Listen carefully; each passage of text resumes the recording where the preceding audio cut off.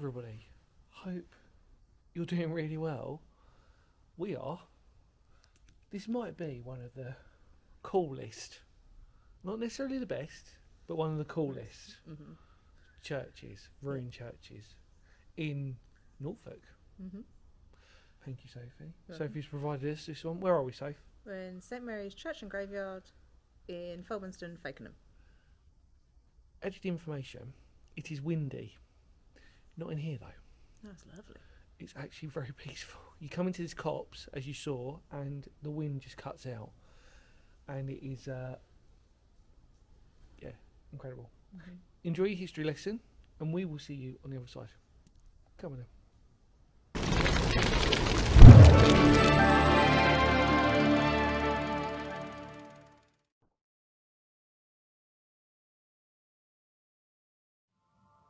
Situated in the Norfolk village of Fulmodeston, near the town of Fakenham, lies a church that wouldn't be out of place in a Gothic horror novel, that of St Mary's.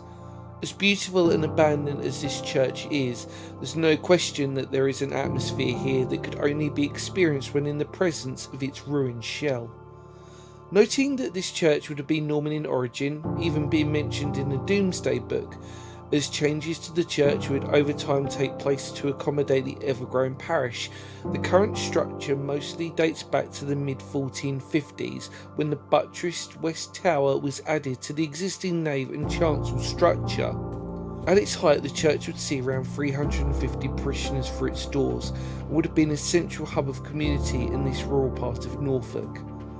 As is common with many a ruined church, folklore and legend wraps itself around this place, such as a coffin that has never been buried and still lying beneath the rubble. But even more impressive is that of a black shuck or demon hound that haunts the graveyard, which in folklore is a legend that is steeped in the Norfolk East Anglia area. Eventually the church's demise came about when in 1882 Christ Church was built to replace both St Mary's and St John's in nearby Croxton. Now given Grade 2 listed status, there is no question that this church has it all, but more importantly it has become an absolute haven for nature and wildlife, and when visiting I can safely say that it warms my heart to see so much in such a small area, that if you ever visit, please show as much respect as possible. So, with that said, let's explore it for ourselves.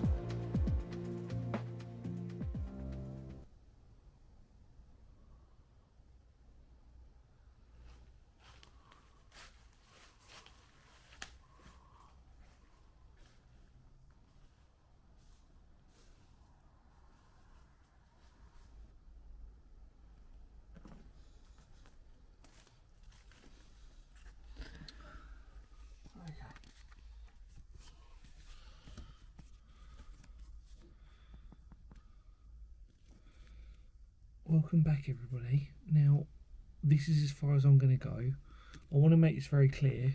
I'm literally only a few steps up because, I don't know if you can see that, there's what appear to be, I want to say they look like barn owls or owls. And if we go up any further, I really don't want to disturb them. And as I've said on this channel multiple times, nature is law. I don't want to disturb any animals, and they have clearly been here for quite a while. So yeah, just careful when I'm trading. I'm not going to go up any further. I'm just going to go up to this little portal window here. It does continue up. Not even going to shine my torch up there too much. I can hear, I thought I could hear some little rustling as well, so got to respect nature as best as possible. I really hope if you do get an opportunity to come to this, please don't come up here. Just show as much respect as possible. Like I said, you can come up on a few steps, I'm sure that'll be fine, but apart from that, when there's nature involved and it's so fresh, there's loads and loads of feathers. Here they've clearly been molting or whatever. So yeah, we're going to head back down now. Come on.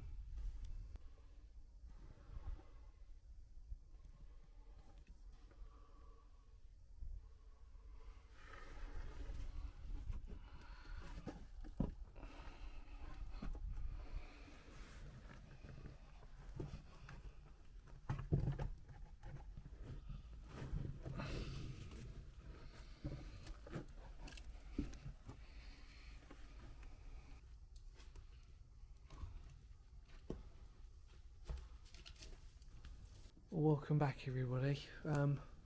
Just wanted to point out that I will make this very clear on this video. I do not appreciate people who would be climbing up when there is definite signs of nature. I've just climbed up to the first little rung and that's it. But yeah, I just want to sort of like make that really clear, because on this channel we're about looking after nature as best as possible. Sometimes we all make mistakes and we don't realise, but on this occasion there is blatant signs. I think there's like a barn owl or some owls, because I've seen a lot of what look to be baby barn owl feathers. I'm no expert, by the way, but the colouring exactly that. Possibility of bats, to be honest with you. There are a few bird boxes around here as well, so let me just take you, look, if you can see this, I'll take you up. There you go.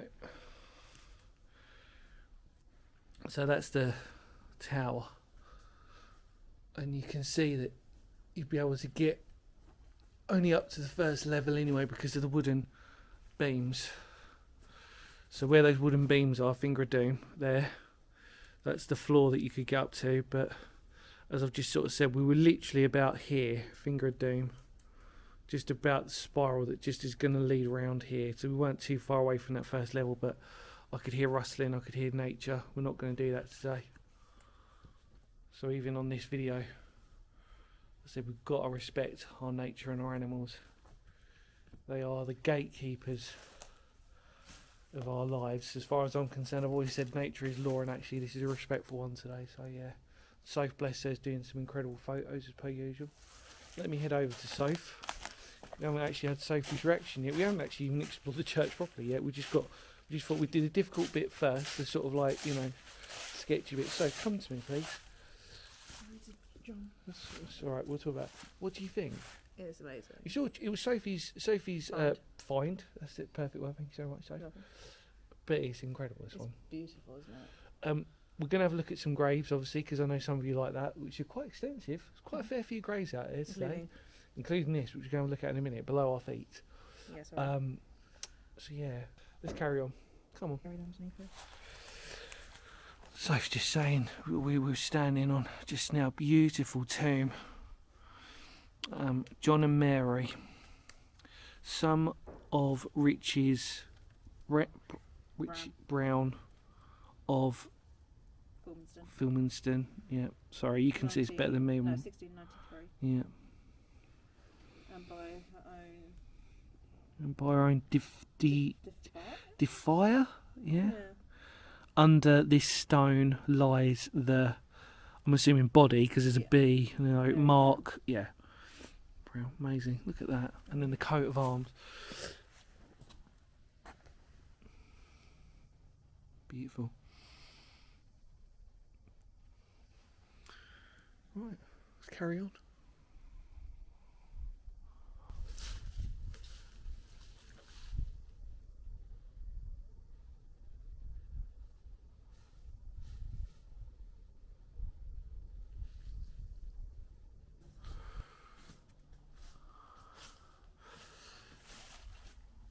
I've got to admit, like I said, everybody, this church is one of the prettiest ones in terms of the overgrowth and everything else. And we're in winter time now, so everything's going to highlight itself a little bit more. Me and Sophie were sort of saying the fact that obviously in summertime you can imagine this being extremely heavily overgrown. Our nave and chancel is beautiful. There's a little plaque there as well, which has got a lot of writing on it, for which is almost impossible to read these days, but there is some on there. Sorry, poke it up a little bit more so you guys can see.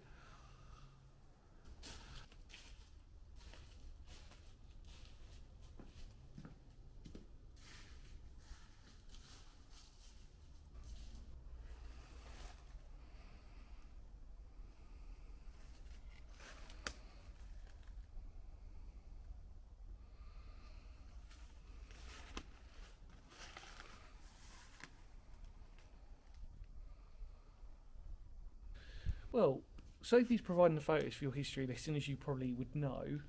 Amazing photos. Oh. Sophie's just been up, just have a quick nose around the corner. What do you think? Bit of a squeeze. Bit of a squeeze, yeah. So obviously, like I said, please don't. Yeah. For nature, like I said, there is definitely stuff going up the top, and we don't really want to disturb that. We are going to have a look at the graves. Sophie's going to take a few more photos in here to show all of you wonderful people out there, and we're going to have a look at the graves outside, because that's really what we've come to see, actually, just to be nosy at people. Say hi to people. Yeah, that's it. Come on then.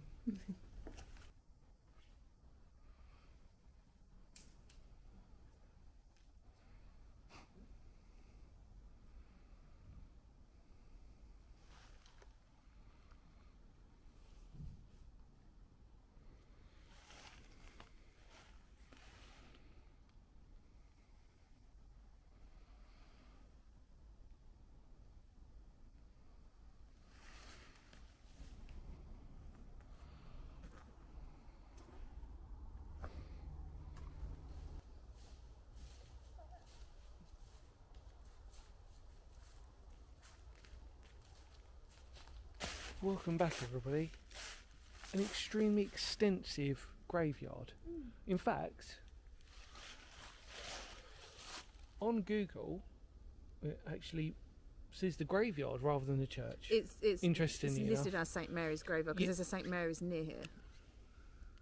So that's interesting, because it's obviously, it doesn't label the church. So actually, you wouldn't know. You just think it's a graveyard. Normally churchyards are attached to graveyards, by the way, just obviously as a given, but doesn't mention it. No. And then when you hear it, it's like in front of us, camouflaged in all its glory in its copse. Beautiful. Absolutely stunning, but I'm surprised at how many graves there are. None over in that corner from where we are, but a lot that are, yeah, I was going to say, I noticed that as well. John Tebble, what a beautiful name that is. There's some really unusual names today. Hopefully you've seen some of them already, but John Tebble, I've never heard of that surname before. I love his flower carving. Yeah, 84 years old. See, the thing is, when you've got unusual surnames like this, it's really quite easy to trace, but yeah, that stone carving that rightly said, so said. Look at that, beautiful flowers. Made with a lot of love, clearly a lot of affection of these. Basically, all of these graves really have been quite, they're all very, I mean, obviously we can assume, you know, beautiful these. What are we looking at, Soph? Ruby Gertrude, she's 20. God, what a name! Gertrude, I haven't heard that in ages. Ruby Gertrude Leach. Wow. Again. Stunning. 20, wow, what you said. 1922. They're in remarkable condition, aren't They are actually in remarkable condition, but I think, as we were sort of saying, was I think actually, oh, turning around everybody. Hi. I think actually, like I said, when you're in the winter time, I've said this actually on a few videos in the past, winter can help you illuminate a lot better, because obviously all the foliage is down, you can see things a lot clearer, and actually in graveyard circles it's actually probably quite nice because actually it's a lot clearer. And you can imagine, everybody, doesn't take a genius to figure out how overgrown this will, I mean it's still overgrown now, but you can imagine in summertime all these dead stinging nettles. Let's have a look here. Mark Hurley. Yeah, Mark Hurley. I get the impression there's also a den of some sort here as well. Yeah, I noticed that there, look, badgers. Yeah. 14 years schoolmaster. This parish. Yeah, that's it, yeah. Michael. 1841. And died March 24, maybe? 22nd, is it? Yeah, 1896. Wasn't that old? Wow. So, 1841 to 96. No, well, no, not at all. It's so quiet around everybody, I can't tell you how peaceful it is. Right, me and Sophie are going to look round. We're almost done. Yep.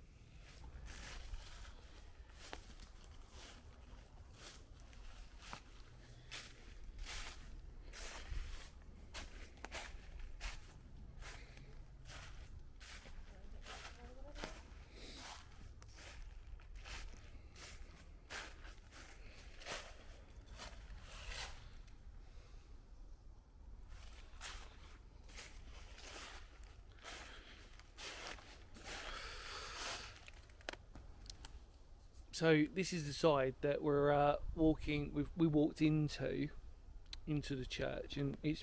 I mean, these graves, like to actually properly look at them, are fascinating. Again, so this is Pettingales. Again, Pettingale. Sorry. Some of these surnames to me are very like I've never heard of these surnames ever. Pettingale. What a beautiful name. And obviously we're in Norfolk. We know that obviously surnames can be quite regional, where you get more families with certain surnames more than anything else. But George Pettingale, 1861, died. 1861 as well, January 4th. Oh, that's sad. And then George and Mary, or Frances, daughter of, she died 1861. Well, it is the ruined church that I think out of all of the Norfolk ones that we've been to, which obviously if you've been watching the channel, we're getting through a lot of these ruined churches in Norfolk. This one really does, as a recording this, is probably the best one yet. It just seems to keep giving in terms of how pretty that, look at that. Absolutely stunning that. But more importantly, oh, there's an anchor. I'm not going to spend too long more on all these. I'm sure some of you might get bored, but some of you might enjoy them. So I don't really want to, or sort of balance it out for everyone to do it. We'll take a final look at this one because it's the only one that's got an anchor on it. Oh, Robert, the only son of the late Captain, that looks like George Boothby Hunter of King's Lynn, there you go, who died August 18th, 1848, aged 20. Oh my god. There you go. Connection with King's Lynn and the sea. Yeah, they're all around us. Absolutely stunning. I think we're going to say goodbye now for people, so hopefully you've really appreciated this. We certainly have.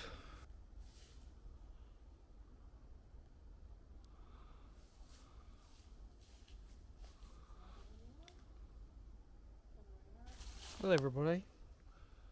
Sophie, just tell me what you said. I'm in love with it. Yeah. It's pretty. Well, I've just said like it's definitely the best one in Norfolk so far. Without That we found, yeah. Yeah, that we found. By a long shot. We've done a few.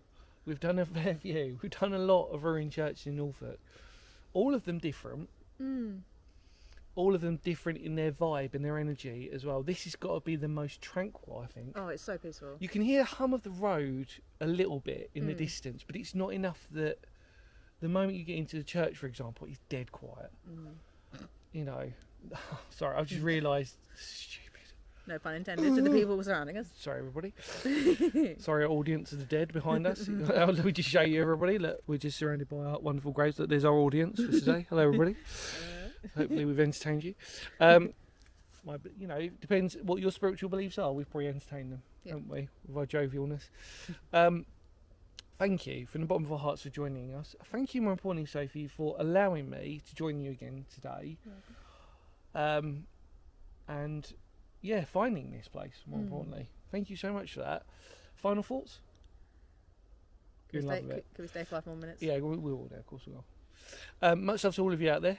Sorry we can't take you with us to stay with this, but yeah, if you do visit this one, like we said, final thing, please be respectful on this one. Yeah, be careful. Yeah, be careful. Nature, lots of rubble, it's a bit fragile, but yeah, if you can be respectful and you can come down here, fantastic. And hopefully, I'd like to think all my amazing subscribers out there from Phoenix History are just as kind and loving that if they ever did visit it, they'd show it maximum respect.